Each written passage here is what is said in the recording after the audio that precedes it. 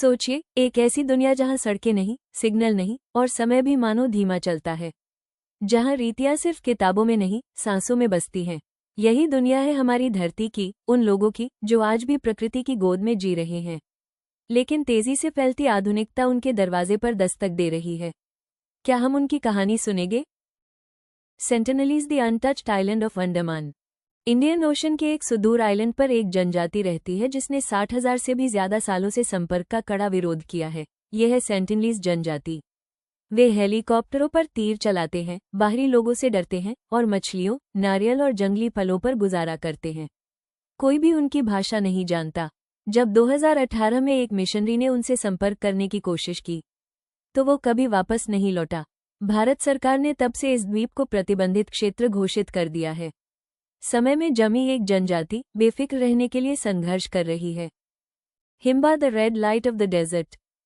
Himba जनजाति, Namibia. लाल रंग की दमकती त्वचा, ऊंची चोटियां और परंपराओं से जुड़ी हिम्बा महिलाएं अफ्रीका की सांस्कृतिक पहचान हैं। वे अपने शरीर पर ओखरा नामक लाल मिट्टी का लेप लगाती हैं, केवल सौंदर्य के लिए नहीं, बल्कि सूर्य और कीड़ों से बचने के लिए। उनके लिए जानवर सिर्फ जानवर नहीं, परिवार का हिस्सा और आस्था का प्रतीक हैं। उनके रीति रिवाज उनकी पहचान की धड़कन है।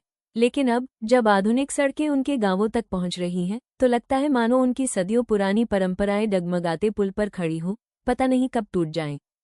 The Yanomami, protectors of the lungs of the forest.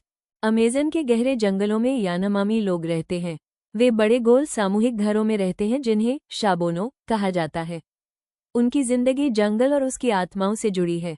लेकिन अब अवैध खनन उनकी नदियों में जहर घोल रहा है और बीमारियां उन्हें धीरे धीरे मार रही हैं।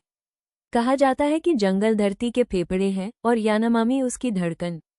अगर ये धड़कन रुक गई तो सांसें सिर्फ उनकी नहीं, हमारी भी थम जाएंगी। The Ainu, the forgotten heartbeat of Japan. Japan में सदियों पहले एक जनजाति बसती थी, आइनू। वे भालू का शिकार करते, पेड़ों की छाल से कपड़े बुनते और प्रकृति की आत्माओं को कामुई कहकर पूजते थे। धीरे धीरे आधुनिक जापान ने उनकी पहचान को मिटा दिया, उनकी भाषा और संस्कृति लगभग खो गई। लेकिन आज भी आइनू लोग हार नहीं माने हैं। वे फिर से अपनी भाषा सिखा रहे हैं, अपने त्योहार मना रहे हैं और अपनी परंपराओं को जीवित रखने की कोशिश कर रहे हैं। उनकी लड़ाई सिर्फ अस्तित्व की नहीं, बल्कि अपनी जड़ों से जुड़े रहने की है। The Maasai, proud of the red sheets. Africa के केन्या और तंजानिया में रहने वाले मसाई लोग अपनी लाल पोशाक और ऊंचे कद के लिए जाने जाते हैं। वे अपने मवेशियों को भगवान का तोहफा मानते हैं और उनसे ही उनका जीवन चलता है। उनकी अनोखी, कूदने वाली नृत्य पूरी दुनिया में मशहूर है। लेकिन अब बाड़बंदी, पर्यटन और नए कानून उनके खुले मैदान और जीवनशैली को सीमित कर रहे हैं। फिर भी मसाई अपने गर्व और परंपराओं को बचाए रखने के लिए डटे हुए हैं। उनकी कहानी सिर्फ एक जनजाति की नहीं, बल्कि पहचान और स्वतंत्रता की लड़ाई है। Korowai houses in the sky. Indonesia के गहरे जंगलों में रहने वाली कोरोवाई जनजाति अपने ऊंचे ऊंचे पेड़ों पर बने घरों के लिए मशहूर है। वे जमीन से कई मीटर ऊपर रहते हैं ताकि बाढ़ और खतरनाक जानवरों से सुरक्षित रह सके। उनका जीवन शिकार, मछली पकड़ने और जंगल से मिलने वाले फलों पर टिका है। लंबे समय तक वे बाहरी दुनिया से बिल्कुल कटे रहे। आज आधुनिक दुनिया धीरे धीरे उन तक पहुंच रही है, लेकिन वे अब भी अपनी पुरानी परंपराओं को थामे हुए हैं।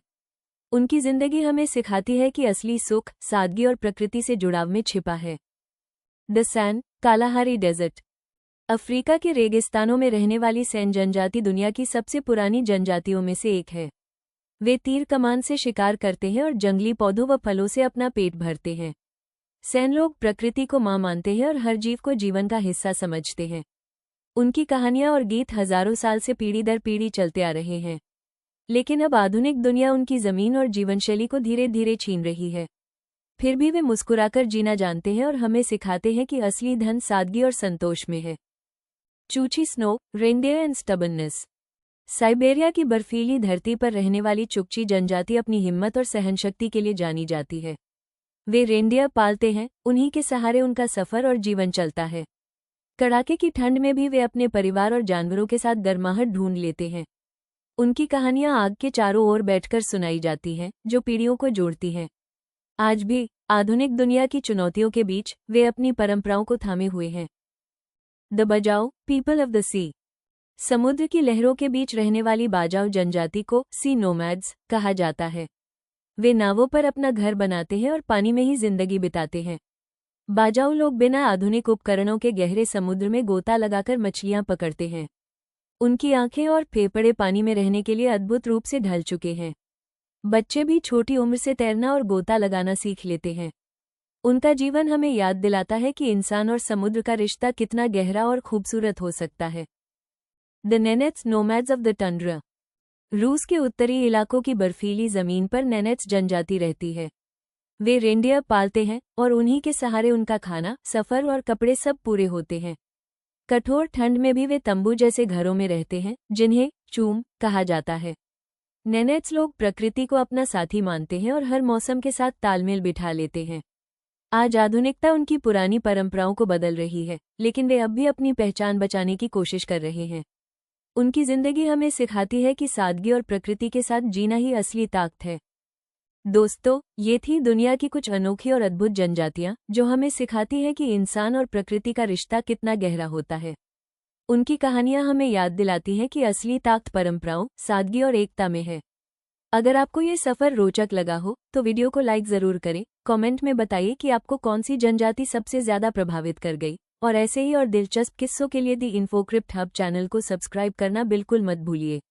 मिलते हैं अगले वीडियो में।